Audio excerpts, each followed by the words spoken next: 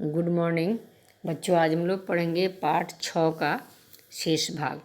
पाठ 6 में हम लोग पढ़ रहे थे डॉक्टर भीमराव अंबेडकर के बारे में। तो चलिए हम लोग पेज 37 पर आधा पढ़े थे। हम लोग पढ़े थे कि अमेरिका और इंग्लैंड से शिक्षा प्राप्त करके जब डॉक्टर भीमराव अंबेडकर लौटे तो महाराज का आदेश था कि स्टेशन पर उनका स्वागत किया जाए, लेकिन उनके आदेश के बावजूद भी कोई उन्हें रास्ता बताने तक नहीं गया। और ऐसा इसलिए हुआ क्योंकि वे अछूत जाति के थे। ये अछूत जात के होने की खबर पहले से फैल गई थी, इसलिए उन्हें किसी होटल में ठहरने की जगह भी नहीं मिली। और अंत में जब एक पारसी सराय में उन्होंने जगह ली बड़ी मुश्किल से, तो बाद में वहाँ के मालिक को पता चल गया तो उसने भी उन्हें निकाल दिया। हिंदू या मुस्लिम कोई भी उन्हें अपने यहाँ रखने के लिए तैयार नहीं होते थे। कारण एक ही था कि ये नीच जाति से थे। अंत में इन्हें एक पेड़ के नीचे रात बितानी पड़ी। तो हम वहाँ से पढ़ते थे उस पैराग्राफ से। छात्रवृत्ति की शर्त के अनुसार डॉक्टर अंबेडकर को वापस आने पर बड़ौदा रियासत की सेवा करनी थी। महाराजा ने उन्हें अपने सैनिक सचिव के पद पर नियुक्त किया।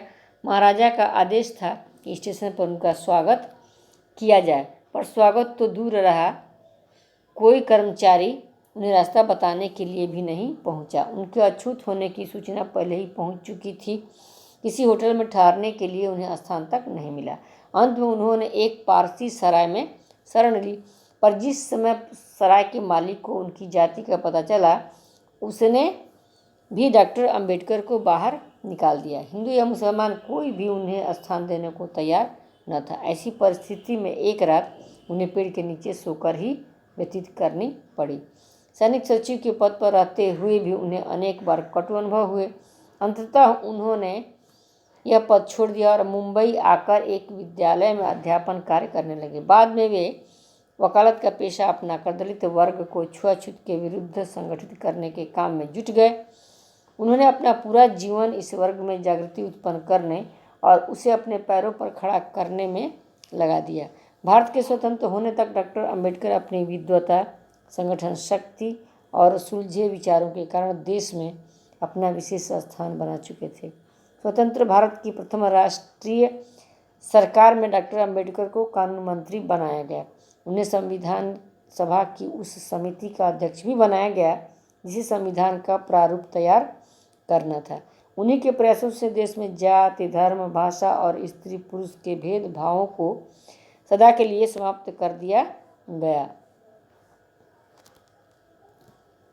धार्मिक दृष्टि से डॉक्टर अंबेडकर को महात्मा बुद्ध का मत अधिक आकर्षक लगता था, क्योंकि इसमें जन्म पर आधारित जातिगत भेदभाव या ऊंच नीच के लिए कोई स्थान नहीं था।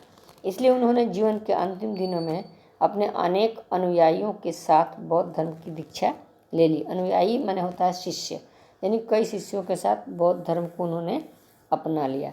6 दिसंबर 1956 को नई दिल्ली में उनका देहांत हो गया।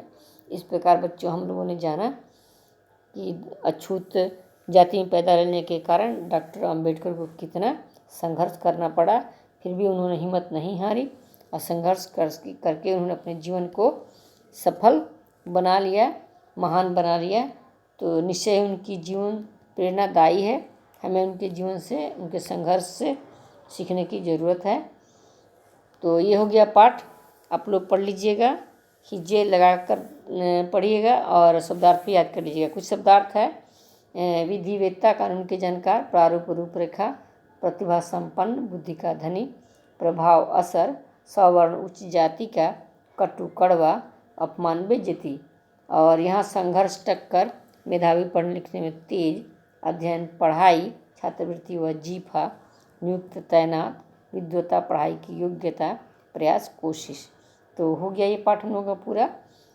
अब इसके आगे हम लोग मिलेंगे तो इसका अभ्यास प्रश्न बनाएंगे।